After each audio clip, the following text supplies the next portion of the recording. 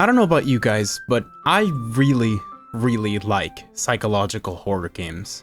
The thing that I like most about them is that while the primary goal is usually to unsettle or terrify, it tends to do that by confronting us with an uncomfortable reality that we, as a society, prefer not to acknowledge. That's the part that I love. Not the act of being scared while watching or playing, but what it makes me think about for days or weeks after I've stopped playing. Mouthwashing is no exception to this rule.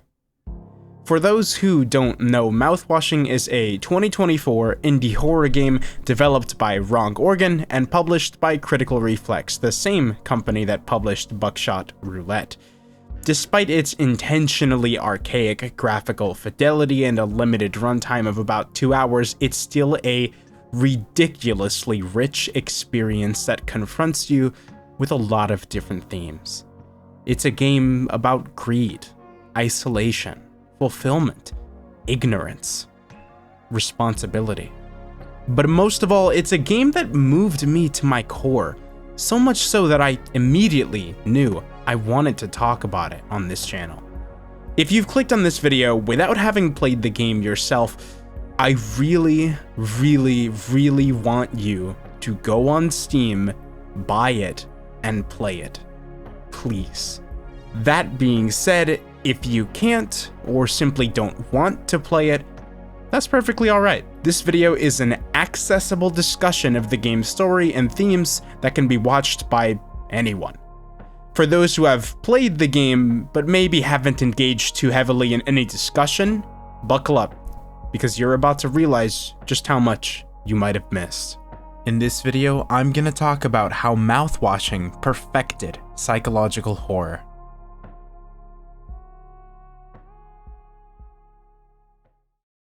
The game begins with a view of space, as text fades into view, giving us our baseline exposition. Pony Express long-haul space freighter Tobar. Crew 5. Planned shipment duration 382 days. Elapsed transit time 147 days. And finally, a message. I hope this hurts. The screen then dissolves into the next scene, giving us a time card that reads 0 days before the crash. The glowing green console in front of the player showcases a large orbital body currently en route to collide with the ship. All it would take to avoid this is a slight leftward correction, but the game then proceeds to only give you the incorrect option. Upon steering incorrectly, the console begins to sound an alarm and automatically engages the autopilot, docking 4,000 credits from the crew's pay for negligence in the process. Notably, there is a giant red button that requires a key for access. The utility locker behind you contains this key, along with a length of rope, emergency generator, the employee card of a woman named Anya, and finally, an emergency label titled the Pony Express Protection Kit. With the key now in your possession, you disengage the autopilot, which immediately switches the hue of the console to a bright red. The main screen now reads, "Crash imminent." Following this, you're now allowed to exit the cockpit, which leads you into a series of hallways lined with propaganda-esque posters made by the company. The posters advertise punishments for excess medical expenses, late deliveries, poor team synergy, and indulging in more than 5 hours of sleep. A clear picture is painted right away. This company does not care for the well-being of its employees, prioritizing the efficiency and profitability of their operation above all else. Although perhaps exaggerated within the game, similar practices are not uncommon in real-world companies. As you venture further into the halls, the frequency of the posters begins to increase, as does the atmosphere also subtly begin to change. At one point, a locked door forces you to turn around, eventually finding the path you came from blocked off by a maze of pipes and the company's pony mascot. Turning around again, the halls now leak steam and sparks, and the crying of a baby can be heard as you encounter yet another, now distorted version of the mascot. Red lights and sirens begin to echo through the halls, and the locks on the back of the door are now apparent. Eventually, you once again reach a door you cannot open, and upon turning around,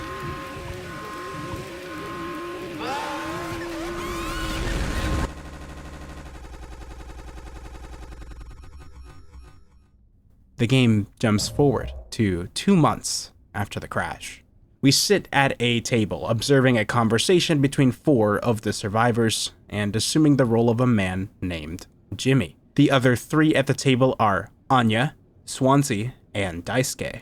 The discussion they're having pertains to the ship's cargo, and whether or not its contents may be valuable in aiding their continued survival. Despite being the freighter's crew, they aren't actually informed whatsoever on what they're transporting. Swansea, the ship's engineer and mechanic, says the only thing worse than dying slowly is not getting paid, implying that he believes, despite their situation, that they can still get the job that they were tasked to do done. Anya, the ship's nurse, proceeds to follow up his thought, but her opinion is swiftly disregarded. Jimmy, on the other hand, says that it's worth it if it keeps them alive. Daisuke, the young, laid-back intern, says that he could take the utility axe and swing at the door's lock, citing that he used to play baseball in school. Swansea basically calls him a moron at the mere suggestion of this.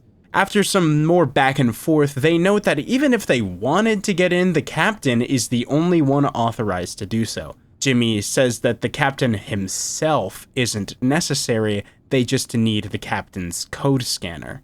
And regardless, Jimmy had assumed the role of captain anyways. For better or worse, I'm captain now. After the discussion adjourns, you're given the opportunity to freely explore the ship, or at least what's left of it. Many of the areas are full of a sort of foam, blocking off certain areas entirely and forcing the crew to sleep in the lounge. The lounge itself has a giant digital screen currently showcasing a sunset which tints much of the ship in that orange hue. I believe this sunset represents the almost purgatory-like state of the ship and its crew, and how, now that they're stranded in space, the sun is mere moments from setting on their lives at any given time. There's also a statue of Polly, the company's pony mascot from earlier, and apparently toys of the character were sold at one point. Daisuke is seated near the screen, and a quick conversation with him shows more of his casual attitude, seeing the brighter side of the situation and noting that they'll be famous if they get rescued, at least. Upon exiting the lounge, you can talk to Swansea, who is guarding the utility room, or you can talk to Anya, who's inside the medical room.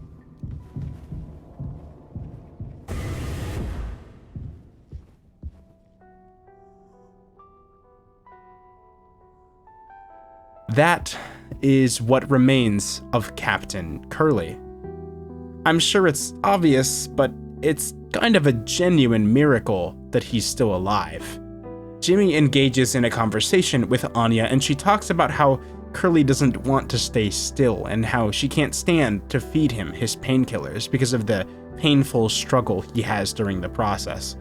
Jimmy, in a sarcastically demeaning tone, says, "You did make it through nursing school, right? Pony Express sure does know how to cut corners, if nothing else." Anya awkwardly dodges this remark and changes the subject to the fact that the code scanner has to be left in the cockpit. They haven't been back there since they saved Curly. Anya then praises Jimmy, saying that he's so capable, which seems pretty uncharacteristic, but after, she immediately asks Jimmy to help her give the captain his painkillers, to which Jimmy not only nitpicks that Curly is no longer the captain, but further belittles Anya with another sarcastic remark. People have to be worth their titles, don't you think, Nurse Anya?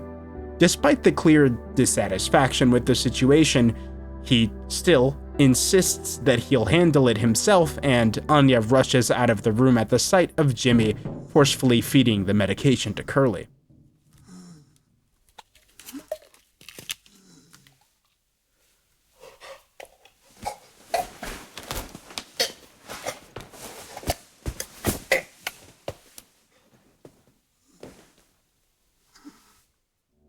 Once finished, Jimmy approaches Anya, now on her knees in the lounge. Rather than ask her if she's alright, he just says they don't have many painkillers left. Anya asks, "Why do you think he did it?" Jimmy responds, "Does it matter? I have to believe that our worst moments don't make us monsters, Jim. I have to, even in his case." Jimmy also questions the point in keeping him alive, stating that he can only think of 2 reasons to do so, but not elaborating. And finally, she insists on a minute alone. On the way to retrieve the code scanner, you can now go to Swansea guarding the entrance to the utility room. Jimmy insists he know why Swansea doesn't let anyone into the room anymore, and he says that the room is full of foam after the crash. He wants to dig through the foam to reach some of his tools left in the room, but he doesn't trust anyone else to do it, not even his intern, Daisuke. In fact, based on what he says, Swansea seems to think quite little of Daisuke, taking seemingly every opportunity to demean and belittle him. Once you reach the cockpit, you open the door to find the room is completely ruined, smothered in foam and still dyed red from the warnings of the console. On the floor is the purple flash emanating from the code scanner. And with the scanner retrieved, everyone gathers around the cargo door and you can turn on the scanner to reveal the code hidden beneath the black bar. However, before we can stick around to find out what exactly it is they find in cargo, the game freezes. And we cut to 7 days before the crash. Now we are in the medical room, assuming Curly's role before the crash during a psychological evaluation conducted by Anya. Curly's evaluation, though a bit off-center, is successful, which makes you wonder how he would go on to intentionally crash the ship a week later.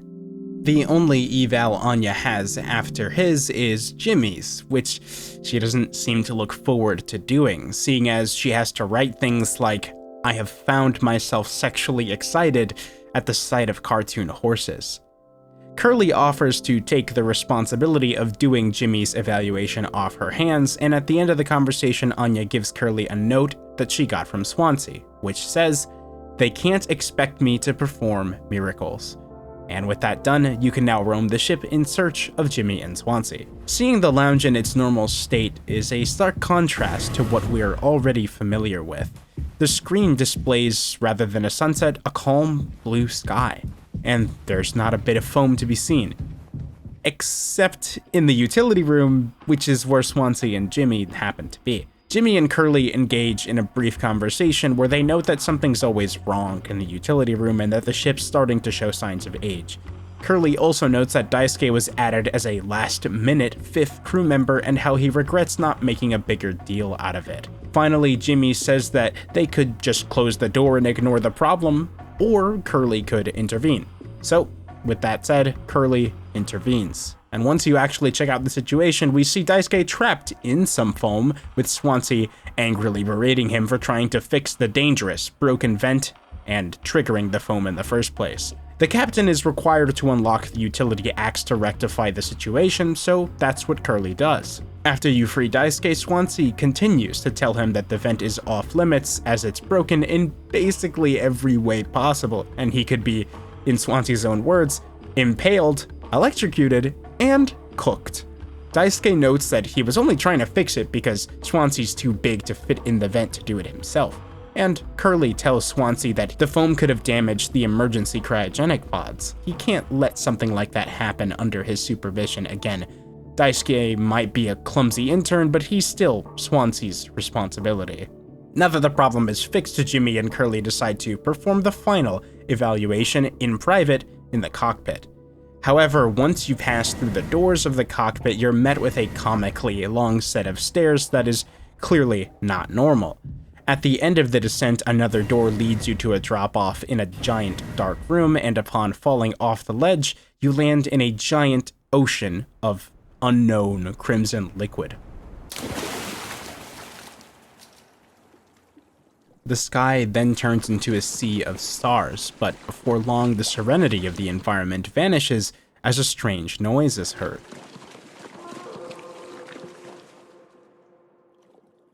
Then warning sirens.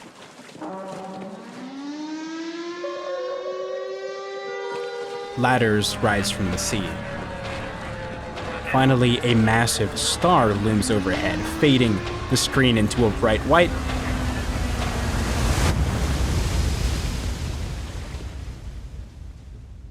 And then a door shows up. And through this door is the cockpit. Although Jimmy is reluctant to do the psychological evaluation, it goes smoothly. Afterwards, Curly opts to talk with Jimmy off the record about how he's doing. Jimmy says he likes the job and enjoys that they're in control. Curly says he never expected Jimmy to take to the job so well, vaguely speaking of Jimmy struggling back on Earth. In response, Jimmy says he only ever hears about how great of a leader Curly is and how it sort of annoys him. He asks Curly why he always seems to be standing on the edge of a bridge with his feet in cement. And so Curly opens up. He admits that despite being successful and good at his job, he wonders if he should keep doing it just because he's good at it. Jimmy seems to miss the point, following up with a question of why that's a bad thing. But Curly clarifies it's not a bad thing. It's just that he's not sure if he should stick with being a freighter captain or try something new, even if he's bad at it. Jimmy interprets this with a ladder metaphor. From his perspective, Curly has reached the top of his ladder and is starting to think he might be on the wrong ladder altogether. Meanwhile, Jimmy is still desperately climbing at the bottom of his ladder. So somehow Jimmy manages to make the problem about himself, but Curly kind of ignores this and says that he believes in him, whether it be here or on Earth. I'd like to take a moment to say that with the context of this scene in mind, we can interpret the abstract surrealness of the previous as a metaphor for Curly's psychological state affected by the heavy burden he's been carrying regarding his career. During the previous sequence, the player sat in a giant open sea surrounded by space, which to me represented Curly's feeling of aimlessness and unfulfillment. The emergency sirens start blaring, which are both references to the beginning of the game with the crash and Curly's feeling of distress, which is followed by ladders rising from the sea to complement the analogy Jimmy just brought up. Funnily enough, this analogy was probably also written to mirror the concept of rising up the corporate ladder, which I think is pretty clever. By this point, it should be known that these surreal scenes of the game are used as abstract explorations of the psychological state of whoever we happen to be playing as at the time, whether it be Jimmy or Curly. The beginning of the game was the first example of this, and the scene with the ocean was the second, and this will continue to hold true throughout the rest of the game when these scenes become increasingly more frequent. Unfortunately, the heartfelt conversation that they were having is interrupted by a fax from the higher-ups at Pony Express. Jimmy leaves the room, and upon Curly's inspection of the note, we freeze. But we don't change to a different point in time. Instead, we're in the cargo hold. In front of us is an old TV, and we can sit down in front of it and watch for a while.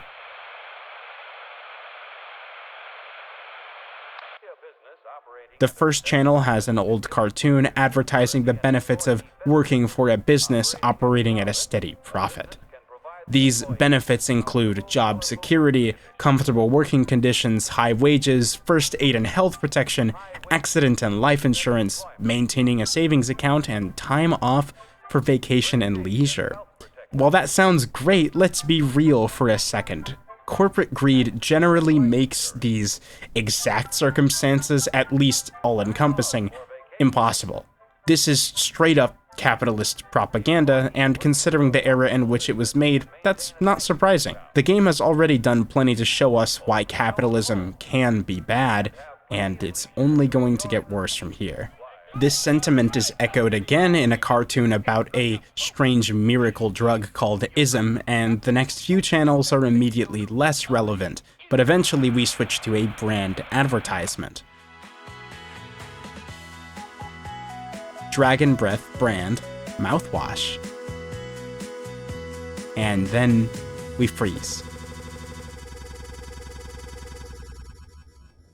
and cut back to the very moment that they went into the cargo hold. Horrifyingly, the ship's cargo consists of nothing but thousands of boxes of mouthwash. No food, no water, no supplies of use, just a random consumer product to be sold en masse. Jimmy is angered by the fact that they were going through all this just for some mouthwash. Anya picks up the mouthwash to read the label on the back, hoping that it could at least make for a decent disinfectant, but the sugar content offsets any use it would have. Daisuke once again tries to look at the bright side, noting that at least their breath will smell good. Swansea, though, he realizes that the product contains 14% ethanol, a consumable alcohol. Likely having lost any hope of survival and being tempted by past addictions, he decides to drink the mouthwash. And he says, "You hear that? That's the sound of 15 years of sobriety popping like a cyst." He offers some to Daisuke, telling him that he'll teach him how to drink like a man. And we freeze once again. We return to 6 days before the crash. Once again, as Curly, the game directs the player to break the news. If the player decides to open any door that doesn't lead to the lounge, Curly says to himself, "I need to tell them." Clearly, the news from corporate isn't anything good. We learned from his evaluation that Curly has had trouble sleeping, and seeing as this is 6 days before the crash, the day after he gets the news, Curly could have spent an entire sleepless night thinking about having to break this news to them. Upon opening the door to the lounge, however, there's a surprise birthday party for him. Pony Express only allows for one communal party per hall, with the captain being the only one with access to the ingredients required to make the cake. The process of procuring the ingredients is pretty interesting, utilizing a machine that requires codes that can be read from a booklet attached to the wall. I will say though, the security on the sweetener that only the captain has access to is laughably loose, as someone could definitely just guess a 4-digit code with only the numbers 1 through 4 as options. The company most likely just assumes that everyone will neatly follow the chain of command, even if deviating from the chain is really easy to do. Upon completing the cake, you get a little birthday jingle, and Curly turns around to see everyone seated at the table. Daisuke insists that Curly gives a speech, but he's visibly uncomfortable, which is noticed by Jimmy. And that's when he breaks the news.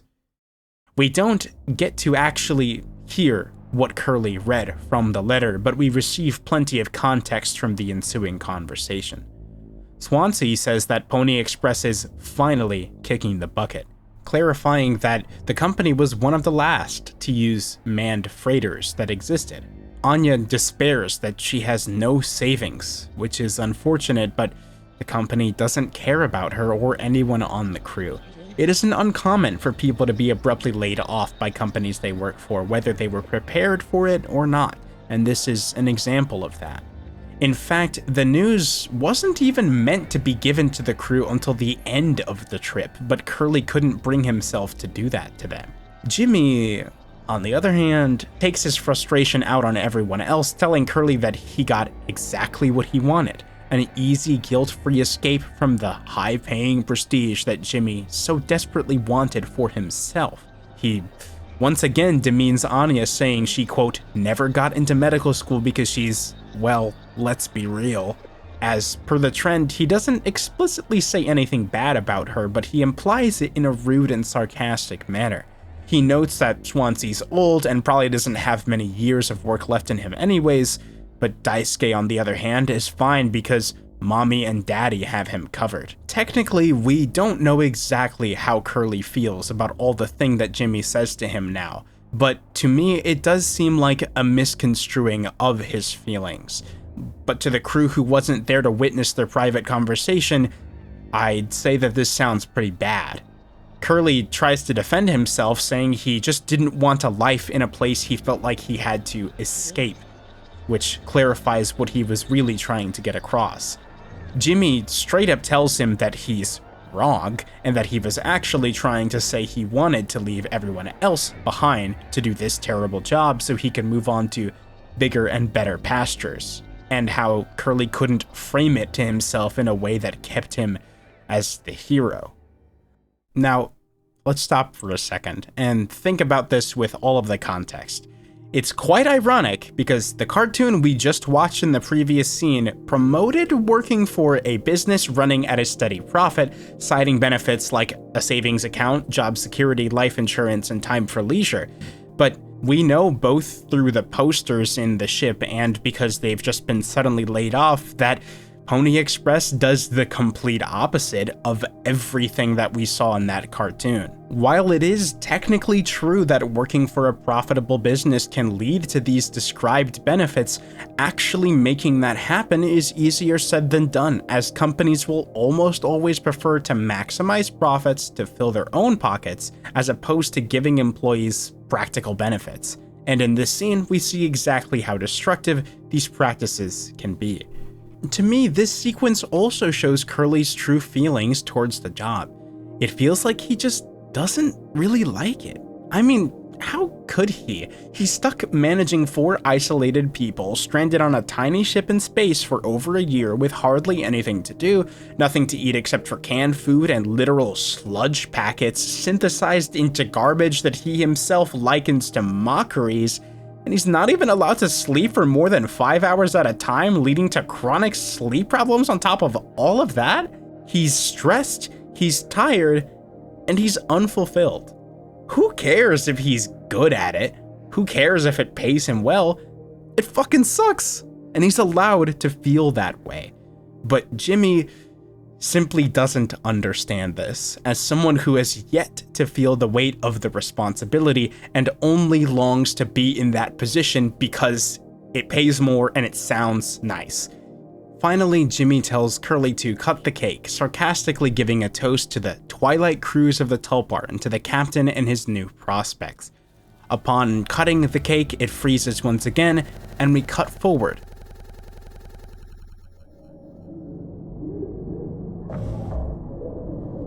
We resume the role as Jimmy, woken up in the middle of what may or may not be the night by the sound of Curly's pained groans. When you check on him, he's fidgeting a bunch, meaning he definitely hasn't been given his painkillers. You search for Anya only to find that her and Swansea were having a private conversation in the cockpit that you interrupt.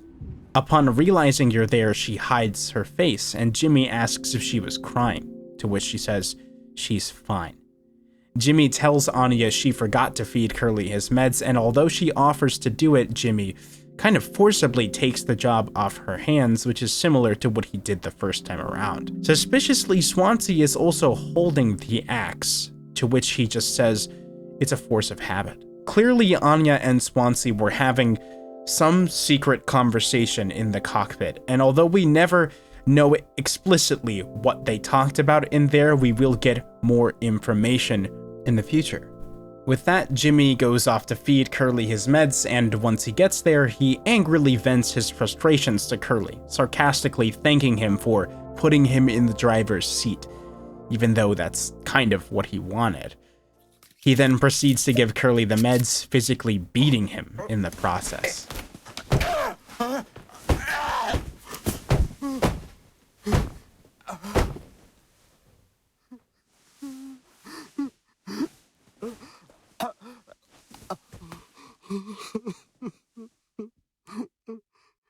Once Jimmy turns around to leave the room, something strange happens, though. We fade to a completely different scene, and Curly is seated with a birthday cake on the table. When you sit down, Curly tells Jimmy that they should have some, but Jimmy says there's no point, because it's mediocre at best. Curly agrees, but says that mediocre things are what makes really good things good. Hey, we all tried to escape. Didn't work for any of us. I've thought many times, is this what peace feels like? And is it good enough? If I'm being real, it certainly isn't the best. So all I can do is try and make my life one I'm not trying to run from all the time. Sometimes I'll be promoted, buy a house, fall in love. But other times, I'll just have some awful fucking cake with my friend. Right now, that sounds pretty brilliant, yeah? So, if you'll do the honors. Jimmy is then tasked by Curly with finding something to cut the cake with, and we get to traverse a very different version of the ship. The cracked screen no longer depicts a sunset, instead displaying the error message that we've become familiar with by this point. Everything is tinted a dark red hue now, and the already claustrophobic feeling created by the foam is now exacerbated by countless piles of empty mouthwash containers. You find the blood-stained utility axe lodged into the back of a chair in the cockpit, and upon retrieving it, the console screens all switch to eyes, and the game prompts you with the word feast. A distorted version of the same song that played during Jimmy and Curly's heartfelt conversation now reverberates throughout the halls on your way back to the lounge, and upon opening the door, it abruptly ceases. Curly is now lying on the table, and you have no other option but to swing the axe at him. But before the blow lands, we freeze.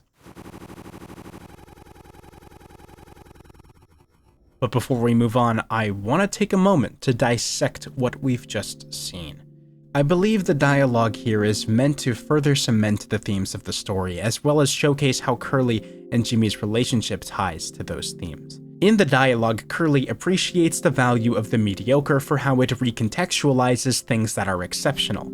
He views events such as getting promoted, buying a house, or falling in love as enriching experiences, but they don't bring him peace or satisfaction. Having a terrible cake with his friend might be a mundane, everyday experience that hardly seems comparable to those other things, but it's the little things like that which truly bring value to one's life. Having good relationships with those around you and sharing experiences with those people, that's much more fulfilling than the infinite greed a capitalist society encourages you to strive for. It's always about having more, the bigger and better, by Jimmy's words. Jimmy, as we know, has a much more pessimistic and almost opposite outlook. When Curly offers him the cake, he dismisses it immediately as mediocre at best, obviously. When Curly clarifies that mediocre things have merit, he counters with just, why bother? Even after Curly goes on in the rest of the dialogue, once he's finished with what he has to say, Jimmy just changes the subject to getting the knife, which allows him to get up and leave. He doesn't even have to confront the problem here. Jimmy is simply the type of person who prefers to disregard that which makes him uncomfortable because it's just easier for him to do.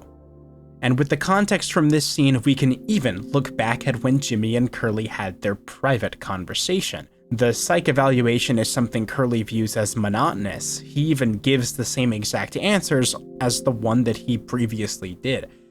But he still does it because he has to. Jimmy, on the other hand, doesn't take it seriously. He even asks Curly if they can just pretend like it was done.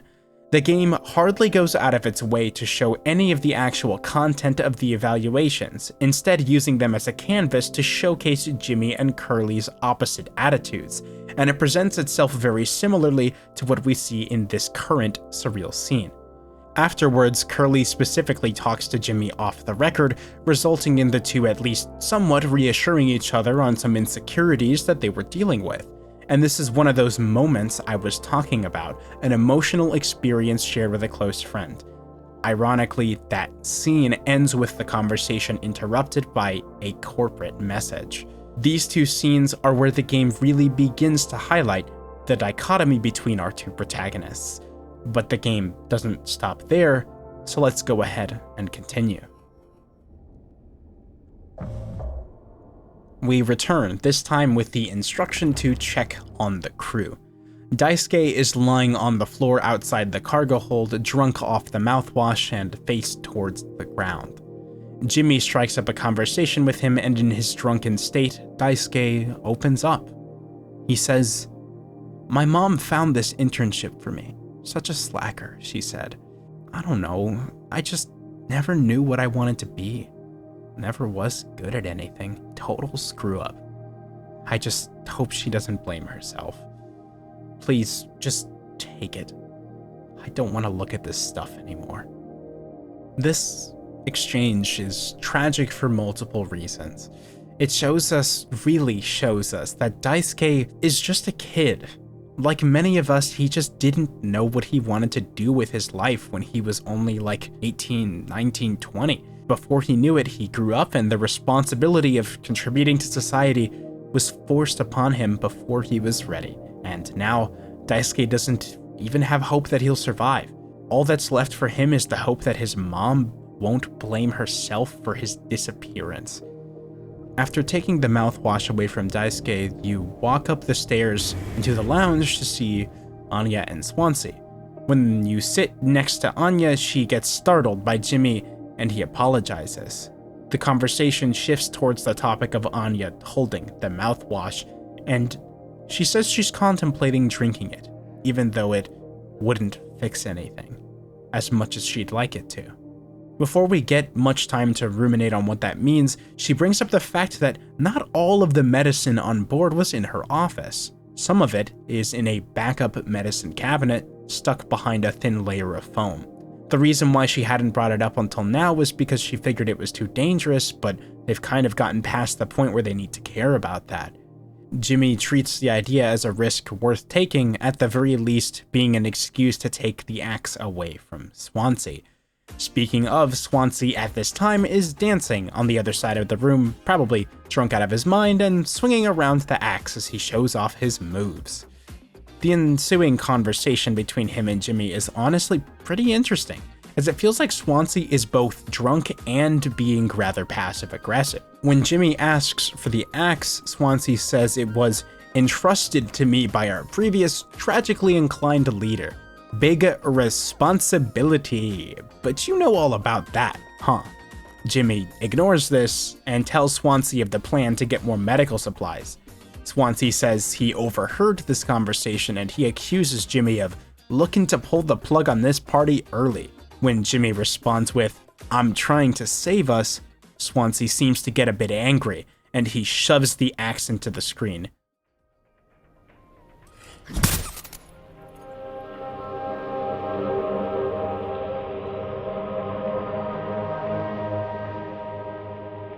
I believe Swansea lodging the axe into the screen here is both a literal and metaphorical disappearance of the sunset, which I mentioned earlier represents the uncertain state of the ship and its crew. This means that from this moment onward, they have officially passed the point of no return, and from here the axe is now in Jimmy's possession, and the player uses it to retrieve isopropyl alcohol and additional weaker painkillers. Anya, who spectated the ordeal, proceeds to praise him for doing so. Needless to say, this is pretty uncharacteristic of her. It is perhaps no surprise then that she seemingly uses this praise as a cushion to once again ask Jimmy the favor of feeding Curly painkillers in her stead. Upon hearing the request, Jimmy kind of loses it, somehow managing to shift the topic of discussion to how hard it's been for him to be the captain after the crash. He complains about every individual task he's had to do, and then says he's bearing it because the captain has to take fucking responsibility on this goddamn ship. Throughout this, Anya can't really do anything but sit there and apologize, and in the end she offers to do it herself. But once again, he insists that he does it, telling Anya to just go check up on Daisuke. So he walks into the room and up to Curly. I don't think I understood the pressure you were under before. Fuck. And you tried to tell me. Our worst moments don't make us monsters, huh? You were a good captain, Curly. And you'll be one again. I'll get us both through this.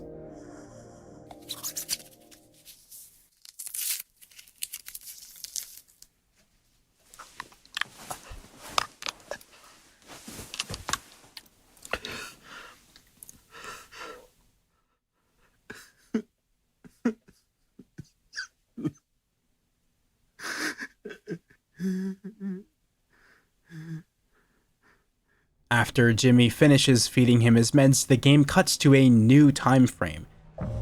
6 hours until Judgment. Jimmy locks the door and suddenly Swansea starts banging on it, trying to force his way in. He even says that he's gonna chop Jimmy into 20 fucking pieces. Clearly we've missed a few key events here, but this is the beginning of our look into the climax of the game's story, and we're only halfway done. By using a metal pipe and the rope in the cockpit, Jimmy manages to tie the lock shut, but Swansea breaks the glass and reaches forward to unlock it, but the game freezes, and we fade once again to 2 days before the crash. We find ourselves sitting in the lounge at night with Anya by our side. Both her and Curly had trouble sleeping, but Anya came to the lounge specifically because she likes the way the screen looks at night. She tells Curly that if you look really closely, there's a dead pixel in the top right of the screen. Curly, try as he might, doesn't see it.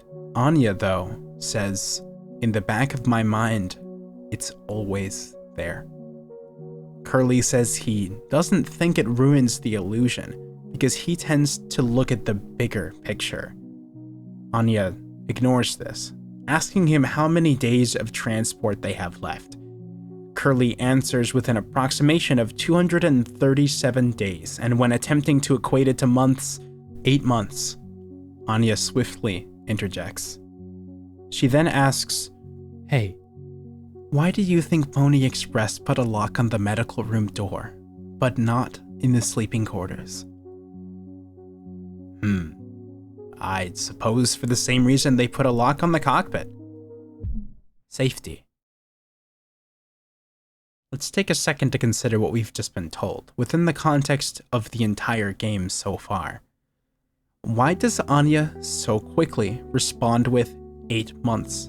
You could chalk it up to her just having known the information already, but what's a lot more difficult to misinterpret is her asking Curly about the sleeping quarters not having locks. And then the dead pixel, the thing always on the back of her mind. But it's not about the dead pixel. She has something else on the back of her mind. There's no reason for her to have said any of these things unless she was sexually assaulted. Anya has always been portrayed as a bit of an awkward screw-up, struggling to converse with Jimmy, having failed to get into medical school, and being unable to stomach feeding Curly his meds despite being a nurse. But did you ever stop to wonder about how little sense this makes? I mean, sure, her failing to get into medical school is an objective fact, but that doesn't make her a bad nurse. She's kept a man in a state as bad as Curly's alive for months using only bandages and over-the-counter painkillers. Is that not insanely impressive? Even so, what she does is repeatedly disregarded by Jimmy. The game intentionally robs Anya of her voice and repeatedly depicts her thoughts and feelings being disregarded by men on the ship. Well, I say men, but Swansea made a handful of rude remarks that he definitely shouldn't have, but it matches his abrasiveness towards everyone. Daisuke hasn't done a thing to her, and from what we know, Curly was quite friendly with Anya before the crash. Jimmy, on the other hand, has been shown to insult and belittle Anya constantly, while also simultaneously ignoring and disregarding her. This game has sporadically dropped a lot of hints, like Anya and Swansea's nighttime conversation where she was caught crying, Anya being startled by Jimmy, Anya saying she wishes that drinking the alcohol would fix something, and the exchange we just saw between her and Curly before the crash. And finally, her unwillingness to give Curly his painkillers herself. The reason why she doesn't want to do it is because she can't stand the idea of having to force him to experience something painful when he has no agency. Curly's entire existence after the crash just serves as a constant reminder of what happened to herself. She sees someone with no voice, trapped and constantly in pain. She even tells Jimmy at the beginning of the game, "I have to believe that our worst moments don't make us monsters, Jim." She addresses him directly. There can really only be one conclusion drawn from all of this evidence. The reason why she so quickly responds with 8 months when Curly says how much time they have left is because she's pregnant and trapped with the person who did it to her. Returning to reality, we've cut forward by an additional 2 months. It is now 4 months after the crash. Daisuke comes running up to Jimmy in a panic, saying that Anya is stuck in the medical room and the door won't open. When Jimmy gets to the door and calls out to her, she initially ignores him, before saying she can hear him. Daisuke and Jimmy ask her questions related to opening the door, but they're ignored. Jimmy intuits what she's doing and asks her, "Anya, is the door stuck?" And she says, "No." Jimmy replies by saying how everyone is stressed. She can't decide to go breaking down at every little hardship. This is genuinely pretty hilarious since he did exactly that over some minor inconveniences less than 10 in-game minutes ago. But anyways, Anya ignores this and, feeling emboldened by the security of the locked door between her and Jimmy, she speaks her truth. "You were right all along. I should have done this from the beginning. I always believed that our worst moments didn't define us, didn't make us beyond repair. You think I wanted this either? Make no mistake, this isn't my worst moment. Far from it. It's the best one I'll ever make." Jimmy flatly tells her to open the door, and she replies, "I'll take care of it." Daisuke implores Anya to open the door, but there's no response. Him and Jimmy realize Curly is also still in there, and they assume Anya may be doing something to him while they have no access to the room. When asked about any possible way to get in, Daisuke reluctantly says that the vent from utility could lead to the medical room, but both the vent and utility itself are strictly off limits. The two of them then approach Swansea, who unsurprisingly does not let them in despite the urgency of the situation being clear. Notably, Swansea is also looking pretty worse for wear. Once the two realize there's no convincing him, they decide to just walk away, only for us to transition to 8 hours before judgment. Daisuke is now lying on the ground, bleeding profusely and hyperventilating. Jimmy, in a panic, tells him not to move and says that he can fix it. Swansea asks Jimmy why he keeps saying he can fix things, and if he's even hearing himself. Swansea notes that they should still have disinfectant from the medical cabinet, but Jimmy says something about a cocktail and how it was Swansea's fault because he wouldn't let them into the room. Swansea calls Jimmy a useless idiot, banging his fist into the wall, and then says that they have to look for something else. If you walk into the medical room at this time, which is now unlocked, a giant screen tear effect covers the corner of the room. Anya and Curly are both missing.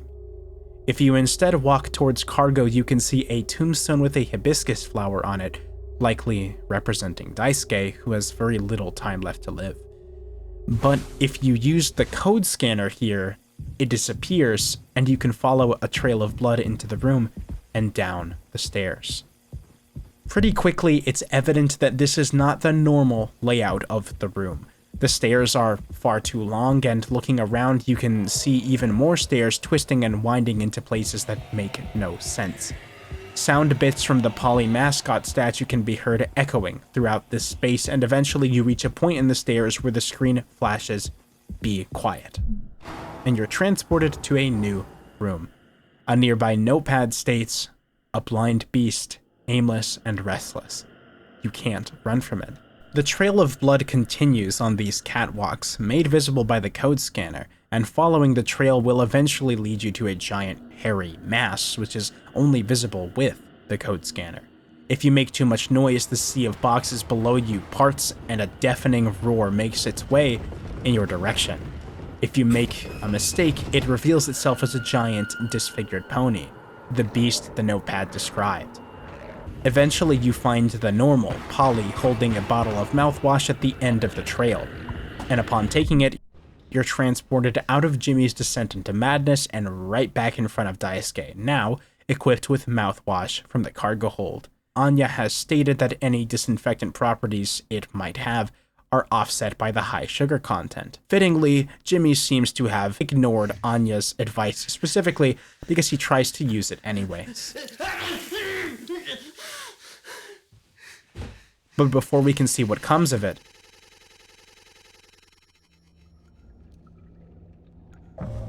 we're placed in the middle of a conversation Daisuke and Jimmy were having, seemingly right after Swansea rejected them from accessing utility. During the conversation, Jimmy states that they have to do something, and he wouldn't put it past Anya to do something extreme. He says, "You and me, Daisuke, we can save Curly, yeah?" Here, Jimmy is trying to convince Daisuke to put his life on the line to solve a problem that Jimmy himself created.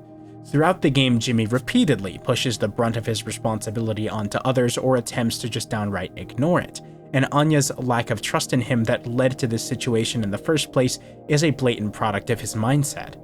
To top it all off, Jimmy doesn't even consider Anya's safety here. He's thinking about what she might do to Curly. How Jimmy handles this situation is in stark contrast to how Curly responded to Daisuke using the vent originally, where he sternly reprimanded Swansea for allowing it to happen under his supervision. Jimmy is doing the complete opposite of what Curly would have done, further highlighting how he is completely unfit to be in Curly's position and is opposite to him in basically every way. Despite the insane amount of moral gymnastics at play, Jimmy combines mouthwash, isopropyl, and sweetener to concoct a spiked cocktail in the lounge. Daisuke, remaining happy-go-lucky despite it all, says he could picture himself on a beach with a hot babe and a few of those cocktails. And Jimmy just says, "Let's just get this to Swansea." Jimmy smooth talks his way into giving the cocktail to Swansea, essentially framing it as an honest peace offering when his intentions are anything but honest. When Daisuke says they freestyled the recipe, Swansea takes an opportunity to demean him for it, saying he can tell he had a hand in this monstrosity. He also says Daisuke is no mixologist and certainly no mechanic either. However, this doesn't seem to necessarily be an insult, rather a piece of simple truth. He tells him, "You never should have come here. Who the fuck even decided to let you board, huh? Stick the idiot with a bunch of sad sack adults and see what he learns, eh? Bootstraps and all that. What a load of horse shit. You think it's all going somewhere, but every failure leaves you a little more mangled than before. Older, uglier, meaner, smarter in a worse way."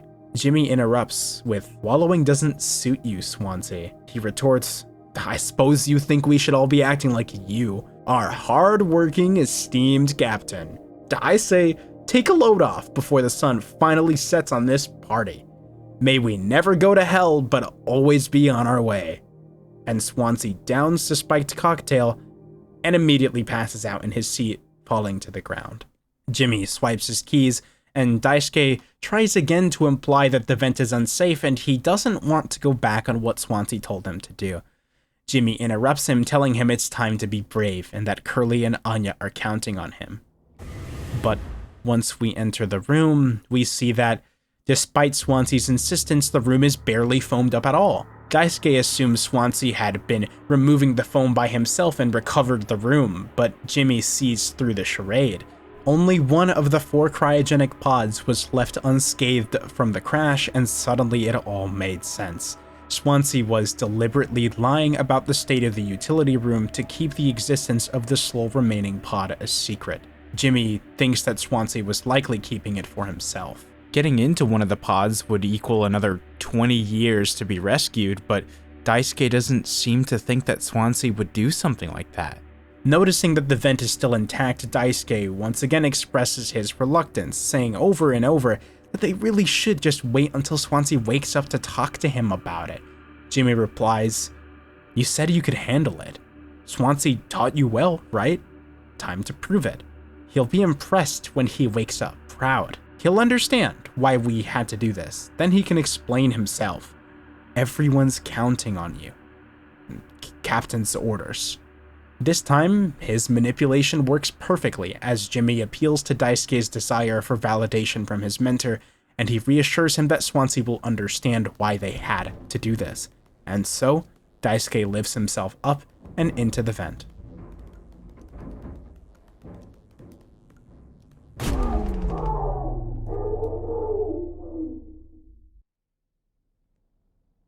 One day before the crash, we find ourselves in Curly's shoes, tasked with a foreboding objective: find the gun. Making our way to the cockpit, we find Anya on her knees. Curly tells Anya that them being let go isn't a reason to hurt herself, and he realized that as the nurse, Anya never got her own psych evals, and that she should have come to him for help if she was stressed. Anya asks Curly, "What would you have done?" He says, "Anything. The crew and her are all his responsibility." Anya clarifies that she isn't going to hurt herself. The gun is in a case that only he can open, but she hid the case. Curly asks where it is, saying none of this has to be on their performance log. They can figure it out together. Anya tells Curly she's pregnant. You're what? Who would you... Captain, I told you. Listen to me. We can fix this. I've known him for a long time. I'll talk to him. I know you'd never give me the gun to protect myself, so the least I can do is make sure he never gets it either. This conversation highlights a crucial aspect of Curly's character that we've never seen before, and it completely changes our perspective on the kind of person he is. Anya tells him that she's pregnant, and when he questions who it was, this immediately tells us he didn't instantly assume it was Jimmy. However, his questioning is interrupted by Anya saying, "Captain, I told you." And after hearing those words, suddenly he knows exactly who she's talking about. To me, this feels like the narrative is trying to say Anya had already implied Jimmy's inappropriate behavior before, which is straight up true. Not only did she show discomfort in giving Jimmy his psych eval alone, but she also subtly implied to Curly that night by the screen that she was pregnant. I picked up on the fact that she was pregnant the first time that I played right away, but Curly didn't, because he only looks at the bigger picture, like he said in that scene.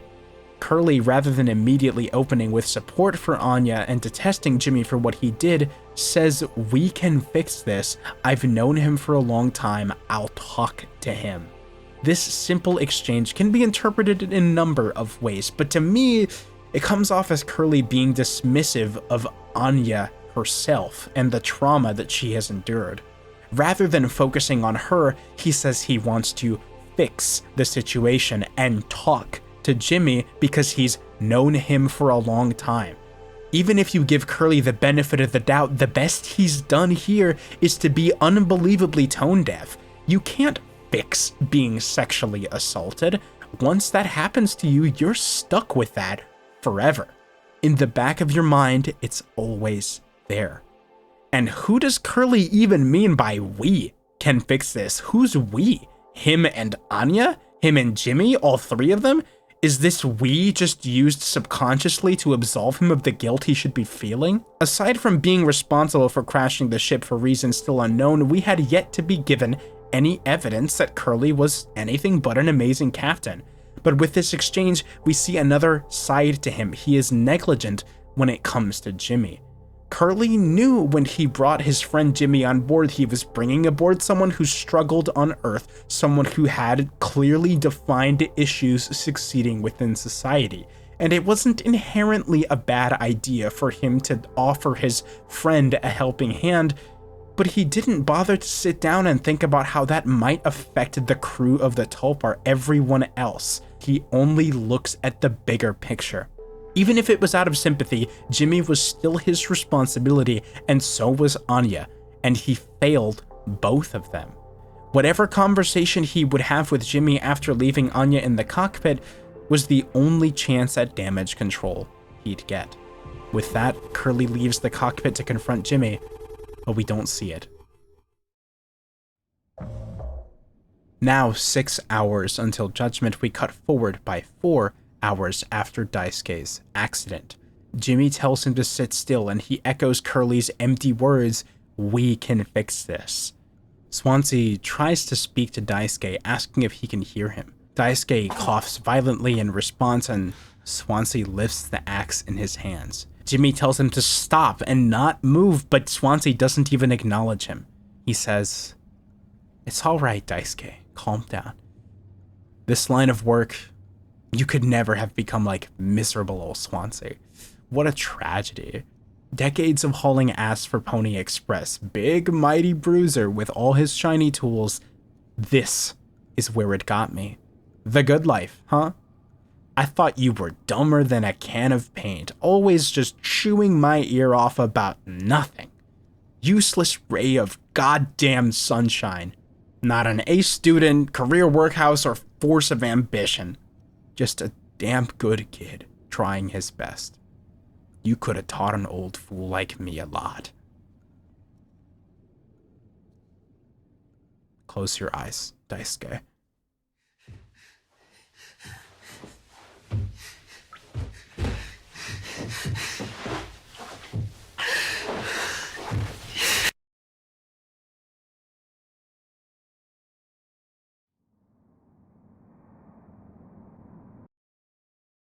Jimmy, having sat by and watched as it happened, calls Swansea a monster, saying he could have still fixed him. Swansea slowly turns to look at him and asks, "How do you still not understand?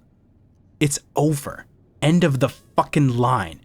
He won't suffer one more second because of your delusions." Jimmy avoids this line of confrontation, deflecting to the topic of the utility room. He talks about him sneaking around with the axe, telling Anya who knows what, also that he could secure his spot in the cryopod. Swansea laughs at the idea, saying he sure did talk to Anya, but it was her telling him all sorts of things, not the other way around. Jimmy stays silent on the matter, knowing he can't possibly argue his innocence. Swansea claims he has everything he wants right here on the ship, so Jimmy can go ahead and get in the pod and tell the outside world whatever story he wants. He earned it. This exchange tells us a lot about Swansea.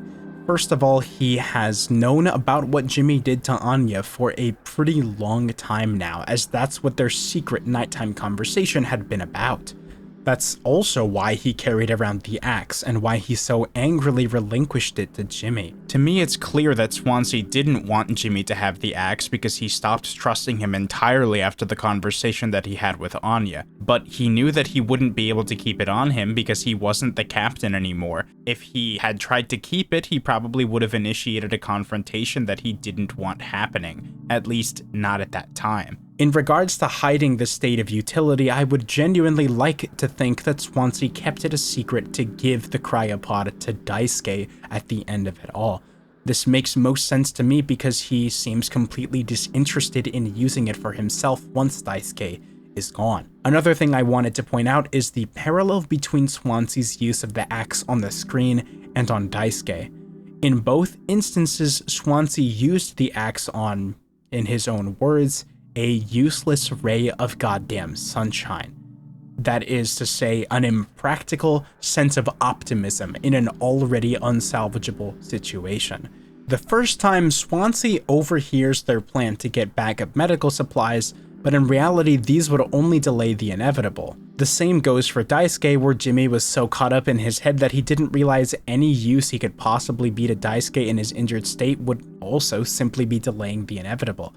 It could be argued that Swansea's a pessimist, but to me he's simply the most realistic character out of the entire cast.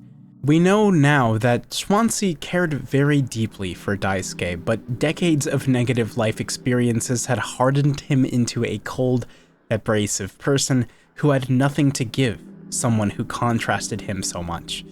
But either way, he still cared enough to do him one last favor, putting him out of his misery. After the dialogue ends, we're given a new, familiar objective: get the gun. Now we can finally go see what happened in the medical room. Anya, lying at Curly's side, overdosed on the remaining painkillers, taking her own life in the process. Curly, likely having been forced to be conscious for the entire ordeal, is steadily breathing on the table, as usual. Underneath Curly's bed is a drawer showing where Anya hid the gun case. And we know now without a shadow of a doubt, Anya had never planned on bringing any harm to Curly, at least not physical harm. Whether or not she intentionally took her life in front of him is up to interpretation. But regardless, she clearly had always looked up to him and had a pretty good relationship with him before the crash.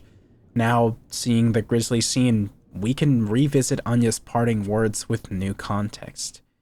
"You were right all along. I should have done this from the beginning. I always believed that our worst moments didn't define us, didn't make us beyond repair. You think I wanted this either? Make no mistake, this isn't my worst moment. Far from it.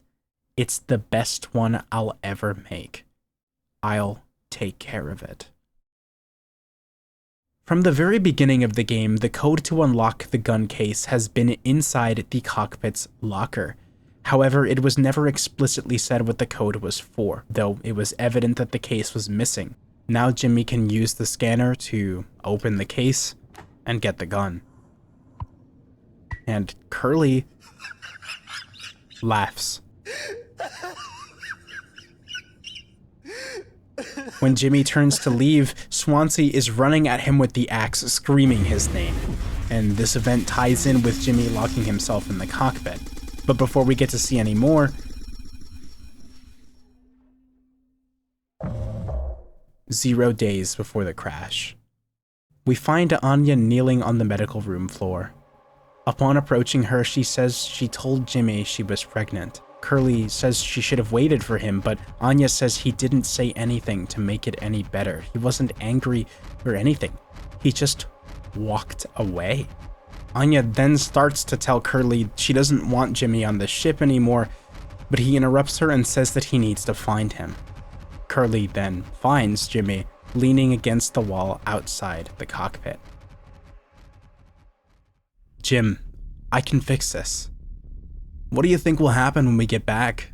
We can figure all of this out, you and me. All I ever hear is how great of a leader you are. God, it's so annoying. But now, what do you think will happen now when we get back? We'll fix this together. Everything you and I worked for in our lives, accomplishments, changes, none of it will matter. You've gotten through difficult situations before, this time won't be any different. Work through it, one day at a time. It's not just me, is it? You were supposed to be the one who had everything under control. You said so yourself. The ship, this crew, everything that happened here, this was your responsibility, Captain. That is what you'll be hearing the rest of your life.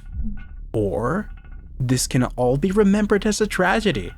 Despite what must have been the best efforts of its acclaimed captain, the Tulper crew was never found. No one survived to tell the tale. You're standing at the top, feet in cement. I get it now. Right? Right.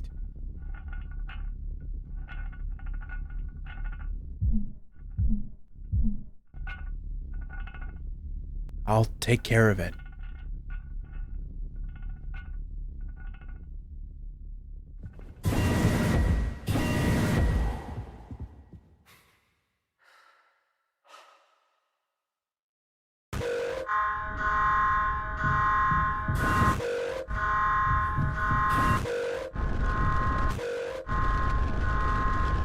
Jim, tell me you didn't. I should have.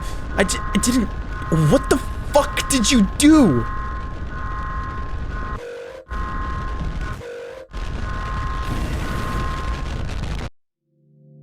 And so the truth is revealed. Why did Curly crash the Tulpar? He didn't. It was Jimmy's doing the whole time. If we analyze the conversation that we just observed, throughout it, Curly almost nonsensically repeats empty phrases like, I can fix this and we can figure this all out. He doesn't respond to any of Jimmy's words directly or with any substance. So I think it's safe to say Curly was understandably kind of in a panic mode during this ordeal. Jimmy, on the other hand, was almost terrifyingly calm in his demeanor.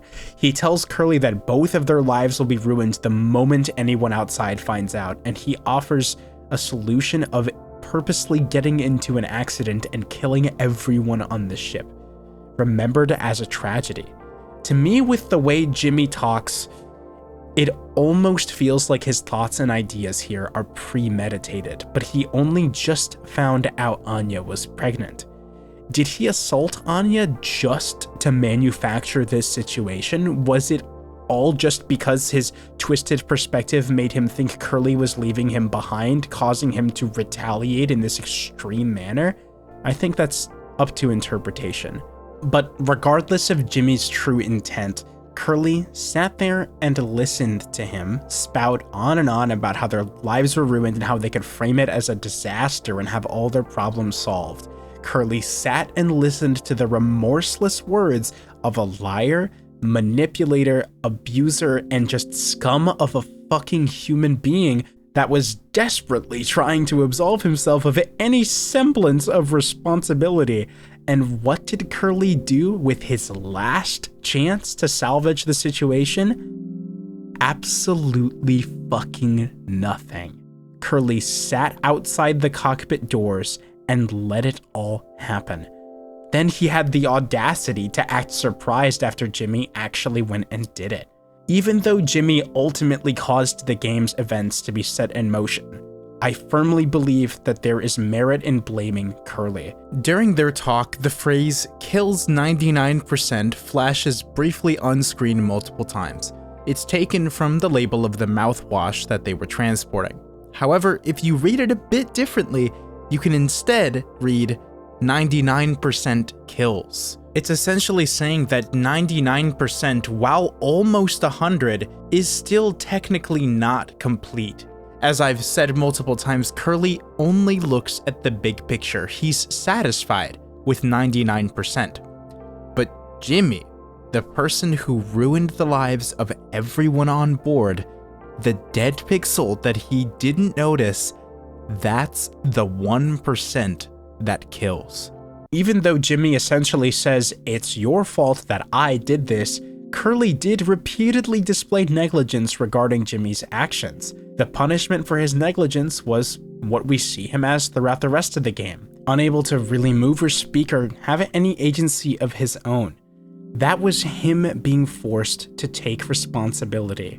For Jimmy, though, this is yet to happen. He still hasn't been judged.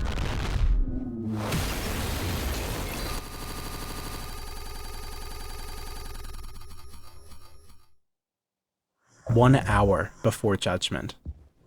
Jimmy is now carrying Curly in the medical room.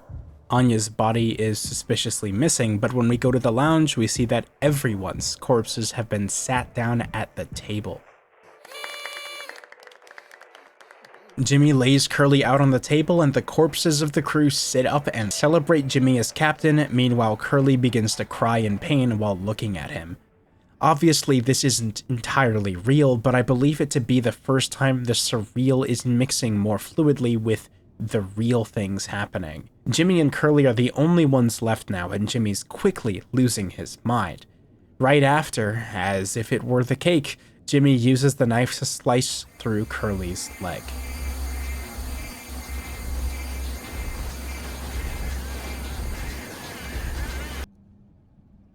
A lot of people struggle to put food on their plates, but that wasn't enough, right, Captain?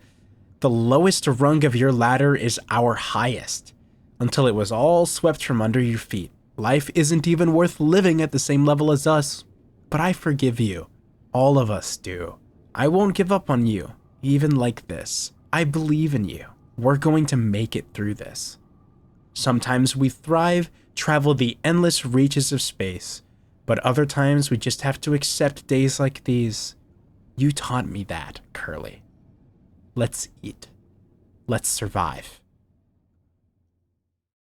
If we think back, this speech has references to two of Jimmy's most impactful scenes, both being conversations he had with Curly.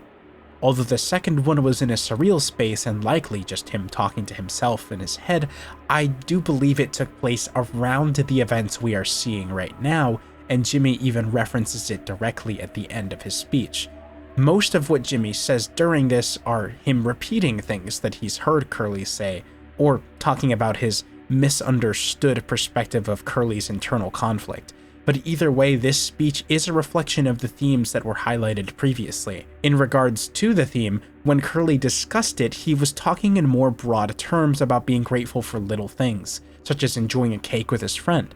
However, Jimmy takes it to an extreme here and uses his friend's words to justify literally cannibalizing him because some people struggle to put food on their plates. He also seems to still be pushing the blame onto Curly by demeaning him, saying things like, "The lowest rung of your ladder is our highest," and Life isn't even worth living at the same level as us, but I forgive you. After Jimmy finishes his speech, we freeze and begin the longest stretch of surreal gameplay in the game, symbolizing the deterioration of Jimmy's psychological state and his feeble attempts to frame himself as the hero. We begin by venturing into an abstraction of the medical room with the vent bloody and open, Swansea's keys dangling above. After falling in, we get to walk through a surprisingly open and easy to maneuver through ventilation system. This likely represents Jimmy feeling like he sent Daisuke through an easy path, which in reality was extremely dangerous and much more claustrophobic. Eventually we turn a corner and see Daisuke staring at the wall, who then turns around and walks into the darkness ahead. And the mood suddenly shifts. Everything is red, and a flower is seen on the floor where Daisuke just was. And then it happens again. We approach a note on the wall that reads, "No turning back now." If they do turn around, this happens. This is the setup for a simple puzzle where the player must walk backwards in the direction they came without turning around. While walking backwards, flowers next to two small dumbbells and a Game Boy can be seen with many disembodied hands next to them on the floor. Eventually, another red note on the wall simply reads, "Responsibility." Eventually, we clear this section and return to what seems like a random corridor of the ship. However, walking forward leads to a downward slope which forces us to stand on top of a door. Upon opening the door, we enter a freefall into a void, followed by the walls plastered with countless poly-propaganda posters, and another door. This door leads to another abstraction of the medical room, this time lying on its side. The vent on the floor is surrounded by dozens of axes lodged into the ground, and the hatch opens on its own, and with nowhere else to go, that's exactly what we do. This time, the vents are significantly more claustrophobic, likely being a more realistic depiction of what Daisuke had to go through. The fact that we are repeating the same thing that we basically just did, except we had to go down really far to get to this point, seems to pretty literally represent the descent into insanity that Jimmy is experiencing right now. After turning a certain corner, a flower can be seen down a junction in the vents, and if you were to go closer and examine it, an axe is thrown into the side of the vent through the void. Finally, we drop through the vents and into the other side, landing in the utility room. Swansea is tied up in a chair and the gun is on the floor. We're forced to pick it up and take a shot at him, but the moment we do, we're transported to an entirely new place.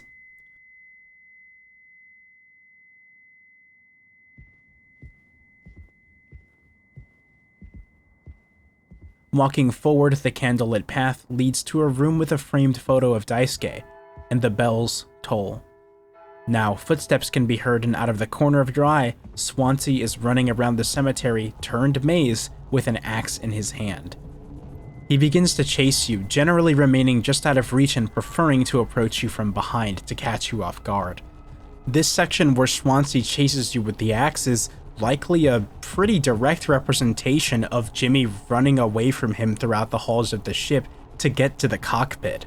It also serves as a representation of Jimmy trying to rationalize this whole thing in his head and framing himself as the hero, trying to shoot the one chasing him. The gunplay is slow and unresponsive. It takes time to take aim to shoot consecutively, and even just grazing Swansea with a bullet isn't enough to stop him. You have to hit him on the head.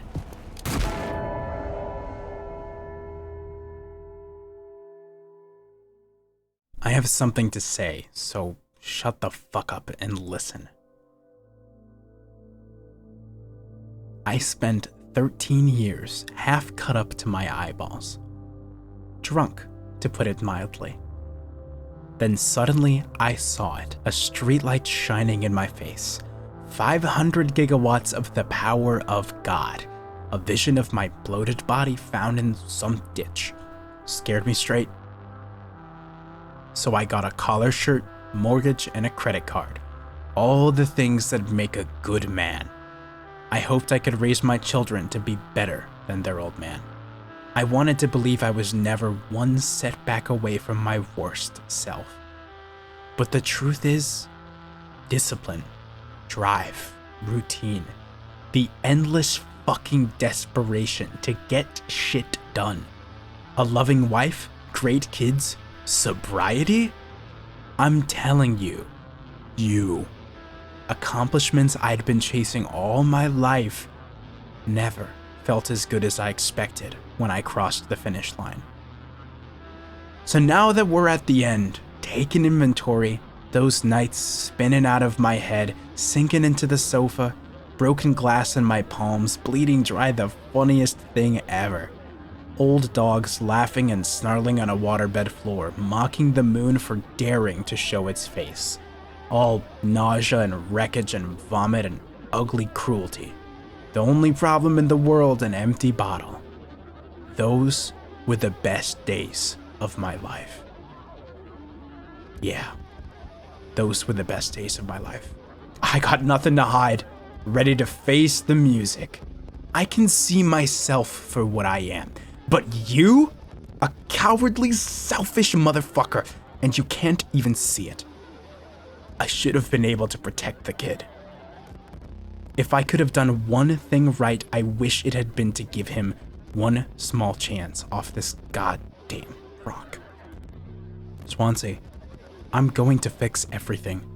We're going to make it. Fuck you.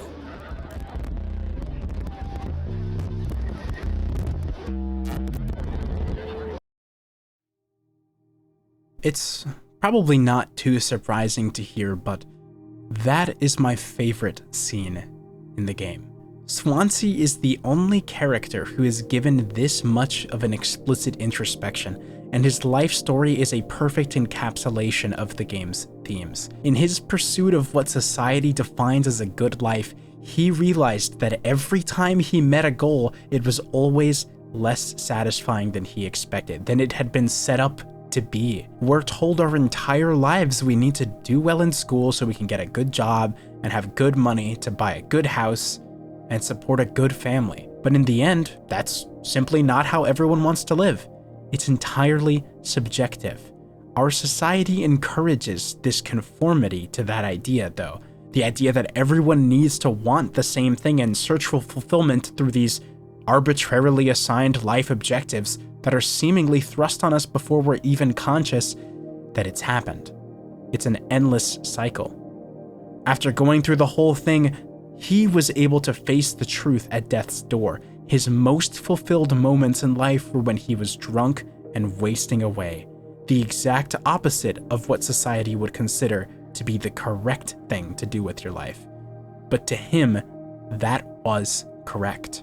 Jimmy, on the other hand, is the polar opposite. He places all of his life's value on these goals set by society, resulting in his resentment towards Curly for being better off and causing this whole mess.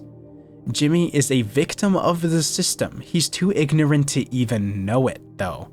All he's done throughout the game is attempt to mimic the responsibility and actions of the ship's previous captain, the role that he himself not only wanted to have, but orchestrated to be forced upon him, only for him to complain about it for the whole damn game. But I'm not going to try to twist this as a one-dimensional thing. Jimmy is a victim of capitalism and societal pressure, but so was literally everyone else on the ship. This doesn't excuse any of his actions, but it does show that the true enemy at play here is the system that nurtured Jimmy's mindset to begin with. Even if the system is flawed, he still made a conscious decision with his own agency and own choices to screw everyone else around him in the process of realizing his idealistic fantasy. That is entirely his fault. After Swansea's speech, we are put in the dark utility room with his lifeless body strapped to a chair. Once you exit the room, it's made immediately clear once again that these are not the actual corridors of the Tulper, and at one point a giant version of Curly can be seen below the grated floor of the hall. Then we reach a spiraling portion that loops in on itself, with the geometry making no sense as countless eyes begin to appear on the walls, watching your every move. Eventually, we're abruptly teleported into a strange place, almost like the inside of someone's body. Upon making our way through and out of it, turning around, we realize that's exactly where we were. In the distance, a light illuminates a section of the void, and there we find Curly strapped down in front of a TV surrounded by monitors. The cartoon on the screen shows a baker making a cake for a party, paralleling the cake used in-game, which itself parallels Curly being cut up and eaten. In fact, that's exactly what Jimmy is doing here, as we take Curly's own leg while the TV changes to say, feast. The ensuing puzzle involves twisting the pipes that stick out of him to rearrange the inside of his body in such a way to prevent him from vomiting up the chunk of his own leg. Eventually, it makes its way all the way down, and the TV changes again to display the words, "Help me." Then we see a view of space with Jimmy standing in it. You can control his movement here, and eventually the display is discarded and the whole screen is filled with the scene. Jimmy walks towards a source of bright light, which is revealed to be a burning Curly.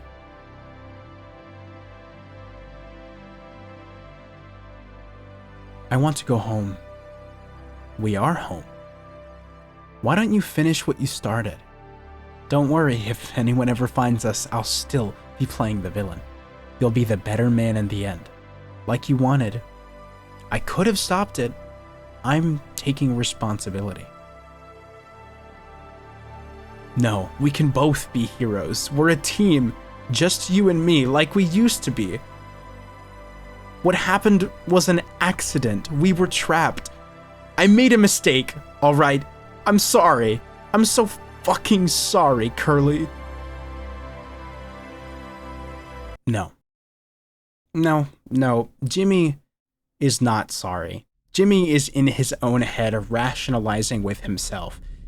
He's become at least vaguely conscious of the fact that he is villainizing Curly and trying to frame himself as a hero he never was. However, it's still all wrong. His apology is meaningless when he hasn't fully realized his mistakes. He still believes that he should frame both of them as heroes, triumphing over an accident. He says, "We were trapped," but in reality it was only Jimmy who was trapped. He had to make this happen or he would suffer the consequences of having assaulted Anya. It was just his own selfish escape. Jimmy still needs to take responsibility.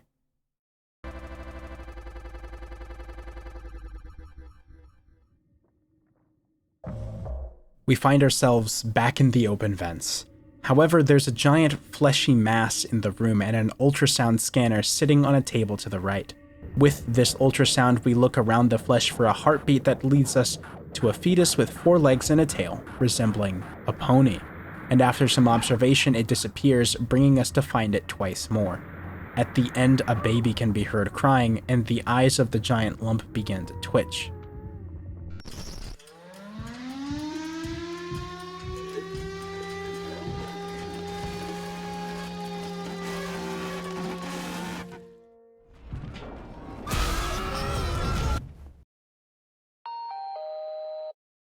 All clean.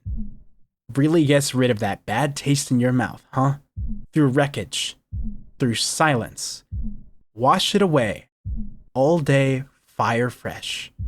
And then we're returned to the vents, this time arranged in the form of a maze. The strange creature that came out of the flesh mass is motionless on the ceiling around the corner, but getting too close to it, it quickly crawls away. This thing, which resembles a giant centipede, consists of many mutated renditions of the Polly statue from the lounge. After originally fleeing, it begins to search for you across the maze. This goes on for some time, but then it suddenly stops. And we're faced with a locked door. The only option is to walk into the darkness behind you, which eventually shifts into a corridor with floating employee cards, disorderly strewn throughout the air and plastered across walls. Out of every card here, Anya's is the only one not present. Funnily enough, Anya is basically entirely absent from all of these abstractions of Jimmy's psychology, which just goes to show how little he regards her. As you venture forward, the air becomes more dense with the floating cards, and the ground starts to contain piles of empty mouthwash bottles. The floor gives way to stairs, and more bottles tumble down those stairs past you as you make your way up. Finally, there's a clearing, and the light turns on to reveal titanic mountains of mouthwash, and Polly sitting atop the trove.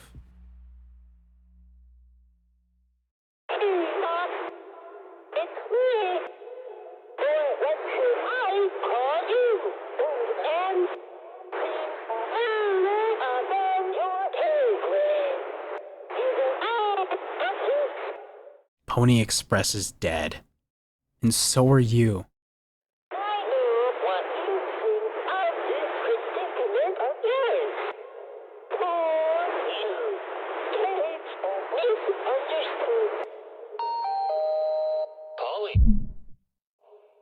Shut up. Curly tried his best. I did too, but he's the better man. I see that now. We can both still make it. I'll take care of him. I'm taking responsibility.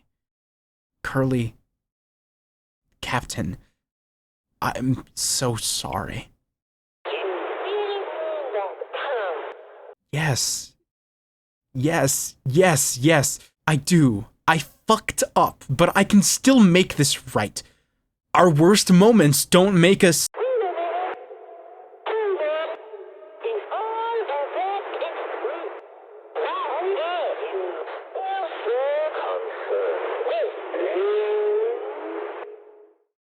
Throughout this entire section of the game, we have been exploring Jimmy's attempts to rationalize his terrible actions to himself. At first, he thinks he is the hero who can fix everything, despite actively making everything worse and blaming Curly for his mistakes. Then, as we descend further, he unpacks a little, framing both himself and Curly as the heroes. And finally, in his conversation with Polly, he admits that Curly was always the better man, and he seems to more sincerely apologize and admit to his wrongdoing. But then, he does something he has no right to do. He begins to quote Anya, "Our worst moments don't make us monsters." But Polly interrupts him, because that's wrong. Polly says, "If all of that is true, why are you still so concerned with him?" The reason why Polly stops him and asks this is because he still hasn't taken responsibility for what he did to everyone else. He's only apologizing to Curly, not to Daisuke, not to Swansea, and certainly not to Anya, despite robbing her of her voice once again, stealing her own words that she said to him to make himself feel better. Even disregarding his lack of apology to anyone else, it's also incorrect because apologies wouldn't do anything to erase the permanent harm he's done. Everyone except him and Curly are dead, and Curly would arguably be better off that way. But before we continue, there's also an important question to be asked here. Who exactly is Polly? Normally, Polly is just the company's cute animal mascot that they can use as an excuse to sell toys to children, generating more revenue for the capitalist corporation.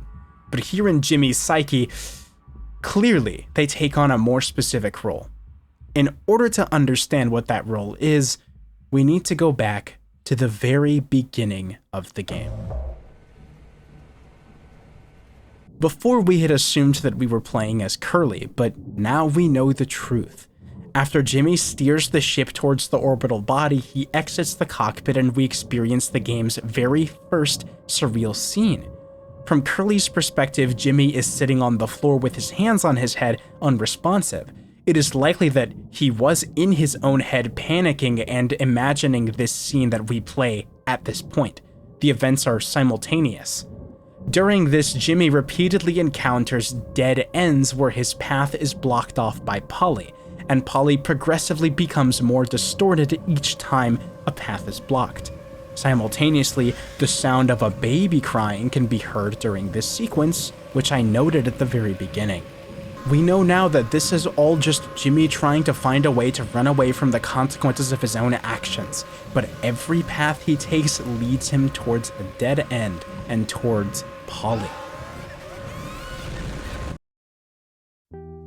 There's multiple other points throughout the game to cite as well, such as where you follow the trail of blood hiding from a monstrous version of Polly, or the time the ultrasound showed the pony fetus, which turns into a giant Polly centipede, or when Polly says to Jimmy directly, "Hey boss, it's me," or "What should I call you, old man?"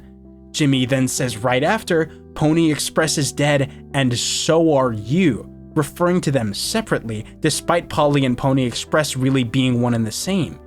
Then during the conversation, the night sky acts as the backdrop, the same night sky where Anya first revealed to us that she was pregnant.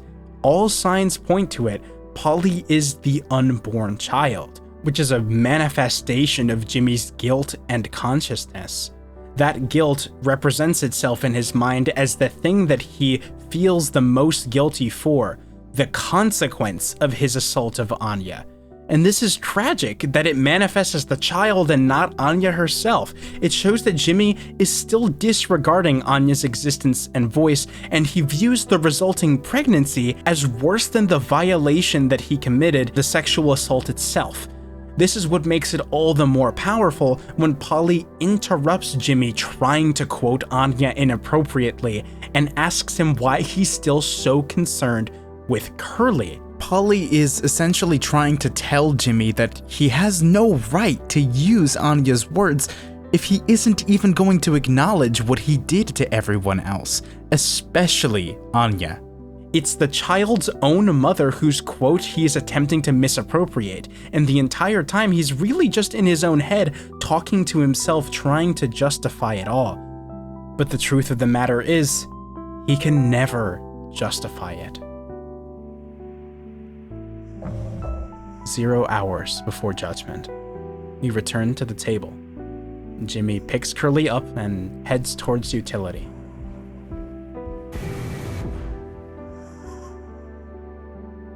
The hallway is long, longer than it's supposed to be.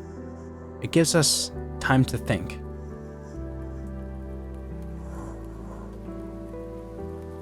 Then we get our final objective: go home.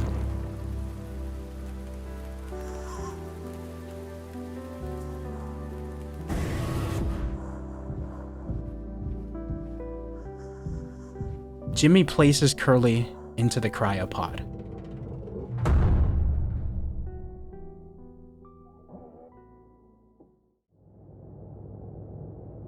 It's okay, Curly. You're gonna be okay. You always had my back. I ended up hurting you even though I was trying to save us. But now you'll survive. It's like you said, together we can fix anything.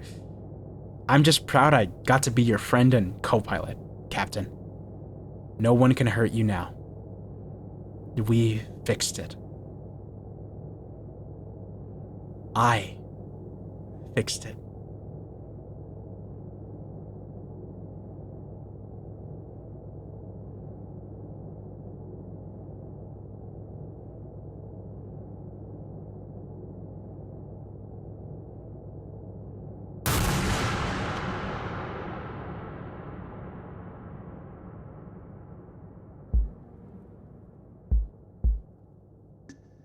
Jimmy's idea of taking responsibility was giving Curly the chance to live and shooting himself. He never apologized to Swansea. He never apologized to Daisuke. He never apologized to Anya. He still hasn't acknowledged the wrongdoing that he did to anyone except for Curly. And even if he had apologized, what good would it do? Even after all of this internal reflection, he still thought he was a hero for saving Curly until the very last moment of his life. So, in the end, what do we take away from a game like this? What is Mouthwashing trying to say? I believe Mouthwashing's primary message is a warning against greed. The consequences of corporate and interpersonal greed are highlighted most in the actions of Jimmy and Pony Express as a company. This corporate greed is the embodiment of the system that forces people to feel as if they aren't valuable unless they have a nice job or prestigious position to begin with. In extreme cases, this corruption leads to people like Jimmy, who yearned for corporate prestige because he was taught by the system he was raised in that pursuing that defines someone as good. He wanted to be in Curly's shoes without even realizing how hard being Curly was because he was purely focused on that title. The system is also what led to Daisuke's conflict with his parents over not knowing what he wanted to do with his life, which is a very common issue for parents and young adults to have, and something I personally dealt with.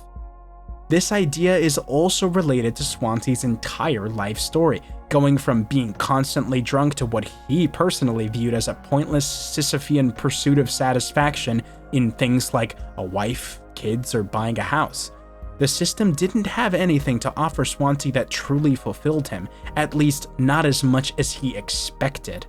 But he ended up finding a genuine friend in Daisuke before it all came crashing down. Circling back to Curly, we need to have a serious conversation about him. The game spent a lot of time presenting Curly as a very successful and good pilot and captain, but I believe we need to take into account the unreliable protagonist through which we viewed him, that being Jimmy, who idolized and copied him, and Curly himself. Let me make this abundantly clear. Curly is not a hero. He made mistakes that contributed to the events of the game quite heavily. The fact that he didn't immediately punish Jimmy for what he did to Anya is reprehensible, and he went on to repeatedly enable his actions and dismissed Anya's worries entirely. And he screwed up because Jimmy and Curly were both more concerned with the consequences that Jimmy would have to face for the assault rather than the actual fact that Anya was assaulted by Jimmy. Perhaps it's not equal, but both of them are guilty. Anya is special. She is mostly used within the narrative as the method through which we explore Jimmy and Curly's characters, with their reactions to what Jimmy did to her.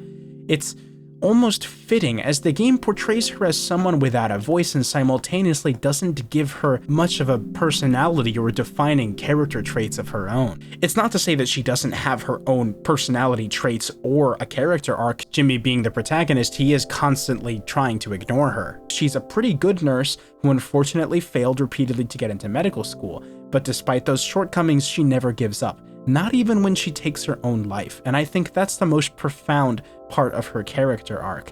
To me, her overdose is presented as much of a triumph as it is a tragedy. I like to view it as her taking control and exercising her own agency to take her life on her own terms, since she was certainly going to die soon anyways. Using this theme of greed and the characters through which it is explored, the game teaches us that wanting more than what we already have really comes down to a matter of perspective. There's always going to be someone who has it worse than you, and always going to be someone that has it better than you. Instead of aspiring towards unsatisfying life goals that you might not even want, that seem to have been set for us before we could even decide whether or not we wanted them, the game instead tells us to strive for true fulfillment in having good relationships with friends and family, and learning to be grateful for the little moments in life. Don't be like Jimmy. Don't be like Pony Express. Don't let society say that you have to be greedy, that you have to have these things. That is what mouthwashing is really about. I honestly haven't enjoyed playing a game that really made me think like mouthwashing in a pretty long time. Though, to be fair, I don't play many games, so if you guys have any suggestions for similarly interesting games, I wouldn't mind hearing some of you out so that I can fix that. If I like them, maybe I'll even make a video. Anyways, I had a lot of fun writing and putting together this video, even though it took forever, and I'd love to hear the theories you guys might have regarding the game or any other alternative interpretation you might have. Also, if you're thinking that you might want to play the game even if you've just been spoiled on everything, I do still recommend it, because it's way more fun to experience yourself. Finally, if you enjoyed the video, consider subscribing, because I think that would be pretty cool. Anyways, that's gonna be all from me. I hope you enjoyed the video. Until next time.